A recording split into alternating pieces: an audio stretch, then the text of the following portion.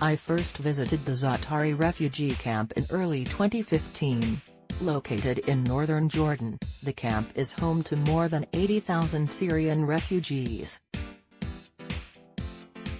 I was there as part of a research study on refugee camp wireless and information infrastructure. It's one thing to read about refugees in the news. It's a whole different thing to actually go visit a camp. I saw people living in metal caravans, mixed with tents and other materials to create a sense of home. Many used improvised electrical systems to keep the power going. People are rebuilding their lives to create a better future for their families and themselves, just like any of us would if faced with a similar situation. As a geographer, I was quickly struck by how geographically complex Zaatari camp was. The camp management staff faced serious spatial challenges. By spatial challenges, I mean issues that any small city might face, such as keeping track of the electrical grid, understanding where people live within the camp, and locating other important resources, such as schools, mosques and health centers. Officials at Zaatari had some maps of the camp, but they struggled to keep up with its ever-changing nature.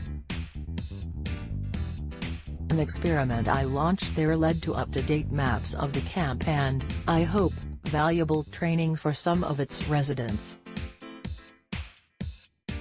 The power of maps. Like many other refugee camps, Zaatari developed quickly in response to a humanitarian emergency.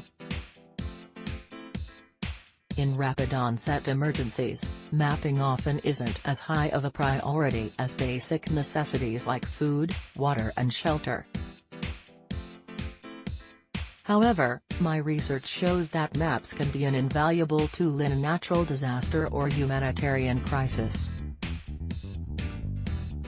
Modern digital mapping tools have been essential for locating resources and making decisions in a number of crises, from the 2010 earthquake in Haiti to the refugee influx in Rwanda.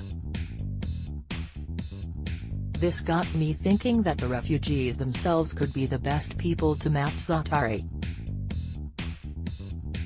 They have intimate knowledge of the camp's layout, understand where important resources are located and benefit most from camp maps. With these ideas in mind, my lab teamed up with the United Nations High Commissioner for Refugees and Al Balqa and Princess Sumaya universities in Jordan. Modern maps are often made with a technology known as Geographic Information Systems, or GIS. Using funding from the UNHCR Innovation Fund, we acquired the computer hardware to create a GIS lab. From corporate partner Esri, we obtained low-cost, professional GIS software. RefuGIS team member Yusuf Hamad and his son Abdullah, who was born in Zaatari refugee camp, learning about GIS. Brian Tomaszewski, CC BY, over a period of about 18 months, we trained 10 Syrian refugees. Students in the RefuGIS class ranged in age from 17 to 60. Their backgrounds from when they lived in Syria ranged from being a math teacher to a tour operator to a civil engineer. I was extremely fortunate that one of my students, Yusuf Hamad, spoke fluent English and was able to translate my instructions into Arabic for the other students.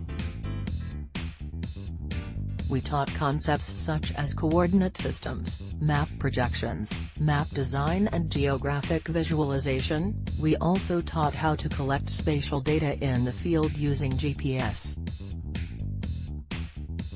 The class then used this knowledge to map places of interest in the camp, such as the locations of schools, mosques and shops. The class also learned how to map data using mobile phones. The data has been used to update camp reference maps and to support a wide range of camp activities. I made a particular point to ensure the class could learn how to do these tasks on their own.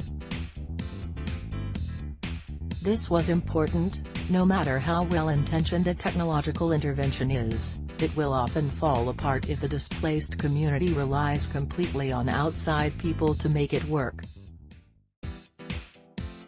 As a teacher, this class was my most satisfying educational experience. This was perhaps my finest group of GIS students across all the types of students I have taught over my 15 years of teaching. Within a relatively short amount of time, they were able to create professional maps that now serve camp management staff and refugees themselves. A map created with geographic information collected by students in the RefuGIS program. CC BY, my experiences training refugees and humanitarian professionals in Jordan and Rwanda have made me reflect upon the broader possibilities that GIS can bring to the over 65 million refugees in the world today. It's challenging for refugees to develop livelihoods at a camp. Many struggle to find employment after leaving. GIS could help refugees create a better future for themselves and their future homes. If people return to their home countries, maps, essential to activities like construction and transportation, can aid the rebuilding process. If they adopt a new home country, they may find they have marketable skills. The worldwide geospatial industry is worth an estimated $400 billion and geospatial jobs are expected to grow over the coming years.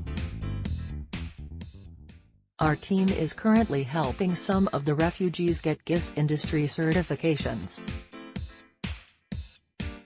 This can further expand their career opportunities when they leave the camp and begin to rebuild their lives.